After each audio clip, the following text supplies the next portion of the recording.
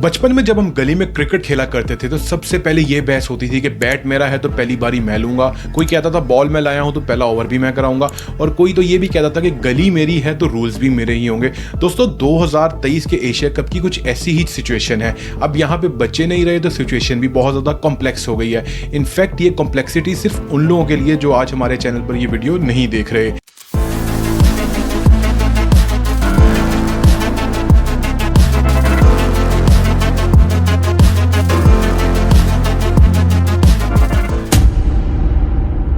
दोस्तों Asia cup 2023 के हर एक पॉइंट पर एक कंप्लीट वीडियो बन सकती है, लेकिन आप सबकी आसानी के लिए मैं आपको बहुत ही इजी वे में आज सारी डिटेल्स बताऊंगा, जिससे आपको ये पता चल जाएगा कि एशिया कप की स्टार्टिंग किस प्रॉब्लम से हुई और ये प्रॉब्लम किसने क्रिएट की। एशिया कप में क्रिकेट के टूर्नामेंट से पहले ही क्रिकेट बोर्ड्स का आपस में एक टूर्नामेंट शुरू हो गया। भाई जाहिर है पाकिस्तान इंडिया के इश्यूज ना हो तो दोनों तरफ की अवाम को मजा कैसे आएगा। लेकिन पहले बात करते हैं एशिया कप के ओरिजिन की।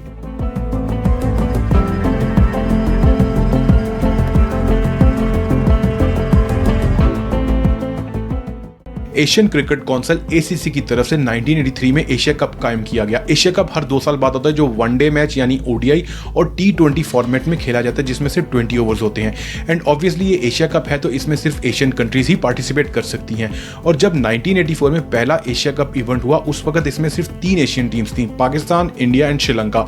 ये मैचेस वनडे मैचेस थे और ये एक राउंड रोबिन टूर्नामेंट था जिसमें हर टीम को बाकी की सभी टीम के साथ खेलने का मौका मिलता है। और इंडियन टीम ने दोनों मैचेस जीतकर पहला एशिया कप नाम कर लिया और तब से लेकर अब तक एशिया कप के विनर्स में इंडिया टॉप पर है। इंडियन टीम ने 7 बार एशिया कप जीता है, श्रीलंका अब तक 2nd पोजीशन पर है, इन्होंने सिर्फ 6 दफा एशिया कप जीता है, और Pakistan cricket team 3rd position पर है, इसने अभी तक सिर्फ 2 दफा एशिया कप जीता है। बेसिकली एशिया कप का मकसद ये था कि एशियन कंट्रीज के आपस में रिलेशन अच्छे रहे, लेकिन अनफॉर्चुनेटली पाकिस्तान और इंडिया के दरमियान अभी तक बहुत सारी कंट्रोवर्सीज नजर आती हैं। फ्रेंड्स एशिया कप में जितनी भी टीम्स के क्रिकेट बोर्ड हैं उन सबको बारी बारी एशिया कप के इवेंट को होस्ट करने का मौका मिलता है। 2023 के एशिया कप के होस्टिंग राइट पीसीबी यानी कि पाकिस्तान क्रिकेट बोर्ड के पास है। इट मींस टूर्नामेंट में पार्टिसिपेट करने वाली सभी टीम्स को पाकिस्तान आना होगा, लेकिन बीसीसीआई जो कि इंडियन बोर्ड है उसने अपनी टीम को पाकिस्तान भेजने से साफ मना कर दिया है, जस्ट बिकॉज कि उनको पाकिस्तान में सिक्योरिटी इश्यूज है। अब अगर इंडियन टीम इस टूर्नामेंट में पार्टिसिपेट नहीं करेगी तो पॉसिबल है कि दूसरी टीम्स भी बीसीसीआई को फॉलो करें और इस लेम एक्सक्यूज की वजह से पाकिस्तान आने से इनकार कर दें।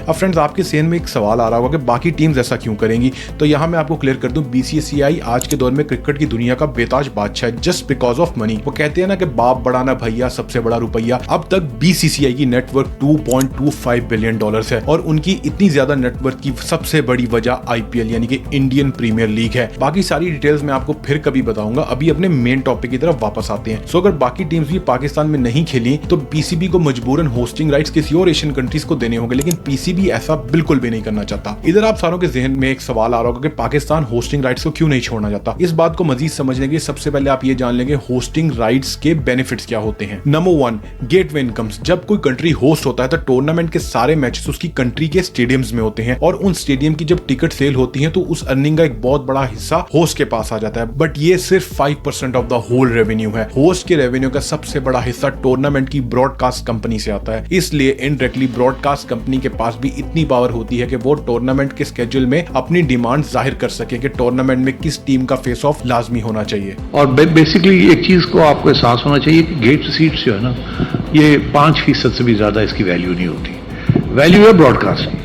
मजीद आगे चल के मैं आपको बताऊंगा कि ब्रॉडकास्टर का 2023 एशिया कप में कितना किरदार रहा है। खैर अब तक तो आप ये समझ चुके होंगे कि टूर्नामेंट को होस्ट करने वाली कंट्री के पास पैसे कमाने का एक बहुत बड़ा मौका होता है। सेकेंडली पाकिस्तान के लिए होस्टिंग राइट्स इसलिए भी जरूरी हैं ताकि पीसीबी अपने आप को 2025 की चैंपियंस ट्रॉफी होस्ट करने के लिए टेस्ट कर सके, बिकॉज एशिया कप में तो सिर्फ 6 टीम्स है, लेकिन अपकमिंग चैंपियन ट्रॉफी में सारी इंटरनेशनल टीम्स को ऑर्गेनाइज करना पड़ेगा। और तीसरी वजह यह है कि पाकिस्तान अपनी टेररिज्म वाली फेक इमेज को भी क्लियर करना चाहता है। पीसीबी ग्लोबली ये जाहिर करना चाहता है कि पाकिस्तान में इंटरनेशनल टूर्नामेंट्स खेलने पर अब कोई खतरा नहीं है। खैर दूसरी टीम्स को तो एग्री कर लिया गया था पीसीबी की तरफ से, लेकिन बीसीसीआई यानी इंडियंस किसी भी सूरत में मानने को तैयार नहीं थे और वजह हम सब जानते हैं। वेल दूसरी टीम्स ने इतनी ज्यादा इशू भी नहीं बनाया और अगर वो बनाते भी तो उनको सिक्योरिटी चेक प्रोसेस के थ्रू इजीली मनाया जा सकता था। अब यहाँ बात करते हैं पीसीबी के एक पुराने क्रिटिकल स्टांस के बारे में। दोस्तों जब ये इशू स्टार्ट हुआ था उस वक्त पीसीबी के चेयरमैन रमीज राजा थे और गवर्नमेंट उस वक्त इमरान खान की थी। आई थिंक आपको ये बात बताने की जरूरत नहीं है कि दोनों कितना बड़ा नाम है पाकिस्तानी क्रिकेट में। रमीज राजा की तरफ से एक बहुत ही स्ट्रेट फॉरवर्ड सेक्शन लिया गया, अगर इंडिया पाकिस्तान में एशिया कप नहीं खेलने आएगा तो पाकिस्तान भी वर्ल्ड कप खेलने के लिए इंडिया में बिल्कुल नहीं जाएगा। पीसीबी का ये फैसला एक बहुत ही जज्बाती फैसला था। अब वर्ल्ड कप तो इस बार बीसीसीआई होस्ट कर रहा था, तो पीसीबी के इस फैसले ने उनको भी सोचने पर मजबूर कर दिया। सबसे पहले परेशानी की वजह यह बनी कि पाकिस्तान के बगैर वर्ल्ड कप कैसा होगा, क्योंकि पाकिस्तान कोई नॉर्मल टीम तो नहीं है। लेकिन फिर भी बीसीसीआई की तरफ से ये रिएक्शन आया कि अगर हम पाकिस्तान के बगैर आईपीएल को सक्सेसफुली रन कर सकते हैं तो वर्ल्ड कप भी पाकिस्तान के बगैर खेला जा सकता है, और अगर पाकिस्तान एशिया कप को भी कंप्लीटली बायकॉट करेगा तो हम 5 नेशन टूर्नामेंट खेल लेंगे। अब दूसरी तरफ अप्रैल 2022 में इमरान खान को प्राइम मिनिस्टर की सीट से उठना पड़ा और न्यू गवर्नमेंट ने रमीज राजा की जगह नजम सेठी को पीसीबी का चेयरमैन बना दिया, जिसकी वजह से एशिया कप के डिसीजन जज्बाती नहीं बल्कि सियासी तौर पर देखे जाने लगे। नजम सेठी साहब ने आते ही हाइब्रिड मॉडल एसीसी के सामने पेश किया, और अगर आप एशिया कप की न्यूज को फॉलो कर रहे हैं तो ये हाइब्रिड मॉडल का नाम आपने बार बार सुना ही होगा। दोस्तों, हाइब्रिड मॉडल बेसिकली ऐसे वर्क मॉडल को कहा जाता है जिसमें वर्कर्स को अपनी सहूलत के मुताबिक काम करने का एक मौका दिया जाता है। फॉर एग्जाम्पल, अगर कोई ऑफिस में अगर काम करना चाहे तो वो ऑफिस आके काम कर ले, लेकिन अगर कोई घर में बैठकर भी कंपनी के लिए बेहतर काम कर सकता है तो उसको ये परमिशन मिल जाती है कि वह घर से ही काम कर ले। ये हाइब्रिड मॉडल एशिया कप में इसी तरह वर्क करेगा कि जिस टीम को पाकिस्तान में आकर खेलना है वो पाकिस्तान में आकर खेल ले, और जो पाकिस्तान नहीं आ सकता वो न्यूट्रल वेन्यू को सिलेक्ट करे और उसके साथ उधर मैच खेला जाएगा। लेकिन बीसीसीआई ने हाइब्रिड मॉडल को भी मानने से इनकार कर दिया। उनकी एक ही जिद थी कि पाकिस्तान से होस्टिंग राइट्स लेकर किसी और कंट्री को दे दिए जाएं, और अगर पाकिस्तान एशिया कप का बायकॉट करेगा तो वो 5 नेशन टूर्नामेंट की तरफ जाएंगे। अब यहाँ एंट्री होती है ब्रॉडकास्टर की। अगर पाकिस्तान एशिया कप में नहीं खेलेगा तो एशिया कप की हाइप बहुत ज्यादा डाउन हो जाएगी, क्योंकि मोस्टली लोग पाकिस्तान वर्सेज इंडिया को ही देखने के लिए एक्साइटेड होते हैं। इवन अगर ये आपस में भी नहीं खेल रहे होते तब भी लोग हर मैच को इसीलिए फॉलो करते हैं, ये देखने के लिए कि क्या पाकिस्तान और इंडिया फाइनल्स में दोबारा खेलेंगे। इन सब बातों का स्पोर्ट्स चैनल की टीआरपी पर बहुत ज्यादा इंपैक्ट होता है। ज्यादा टीआरपी का मतलब ज्यादा कमर्शियल एड, ज्यादा कमर्शियल एड्स का मतलब ज्यादा पैसे, और अगर ब्रॉडकास्टर ज्यादा पैसे कमाएगा तो वो होस्ट को भी ज्यादा पैसे दे सकेगा, नहीं तो जहां डील 100 रुपए में होनी थी वहां सिर्फ 10 रुपए में होगी। इसीलिए ब्रॉडकास्टर ने खुद ये डिमांड की है कि एशिया कप में कम से कम पाकिस्तान वर्सेज इंडिया 2 दफा होना चाहिए, और अगर ये दोनों टीम्स फाइनल में आ जाती हैं तो सोने पे सुहागा हो जाएगा। इन शॉर्ट, पाकिस्तान के बगैर एशिया कप का होना भी ना होने जैसा ही है। इवन वर्ल्ड कप में भी इंडिया और पाकिस्तान मोस्ट फेवरेट टीम्स होती हैं। ये एक वाहिद वीक पॉइंट है जो बीसीसीआई को फेस करना पड़ रहा है, और सिर्फ इसी वजह से उनको हाइब्रिड मॉडल पर गौर करना पड़ रहा है। और हाइब्रिड मॉडल तो ऑलमोस्ट मंजूर भी कर लिया गया है, लेकिन वो कहते हैं ना, हाथी गुजर गया और दुम रह गई। हाइब्रिड मॉडल के हिसाब से कुछ मैचेस पाकिस्तान में ही होंगे, बाकी मैचेस के लिए यूएई को बतौर न्यूट्रल वेन्यू सिलेक्ट किया गया। पीसीबी की तरफ से यूएई को सिलेक्ट करने में एक मेन रीजन था, यूएई से गेटवे इनकम बहुत ही अच्छी कलेक्ट होती है क्योंकि वहां पे हाउस हमेशा फुल रहता है। बीसीसीआई समेत बाकी बोर्ड्स ने यूएई में खेलने से साफ इनकार कर दिया, क्योंकि सितंबर में यूएई में ऑलमोस्ट 40 to 43 डिग्री टेम्परेचर होगा और मैच दोपहर 2 से 3 बजे खेला जाएगा, तो इतनी गर्मी में मैच खेलना प्लेयर्स के लिए ठीक नहीं है। मेरे हिसाब से ये बहुत ही वैलिड रीजन है, क्योंकि एशिया कप के फौरन बाद 5 अक्टूबर 2023 को वर्ल्ड कप स्टार्ट हो जाएगा। सो अगर कोई प्लेयर अनफिट हो जाता है तो उसके लिए इतनी जल्दी रिकवर करना बहुत ही मुश्किल हो जाएगा। आफ्टर ऑल, बहुत सारी ऑफिशियल और अनऑफिशियल मीटिंग्स के बाद फाइनली ये डिसाइड हुआ है कि एशिया कप हाइब्रिड मॉडल पर ही होगा। इसके होस्टिंग के राइट्स कंप्लीटली पाकिस्तान के पास ही होंगे और यूएई की जगह न्यूट्रल वेन्यू के तौर पे श्रीलंका को सिलेक्ट किया गया है।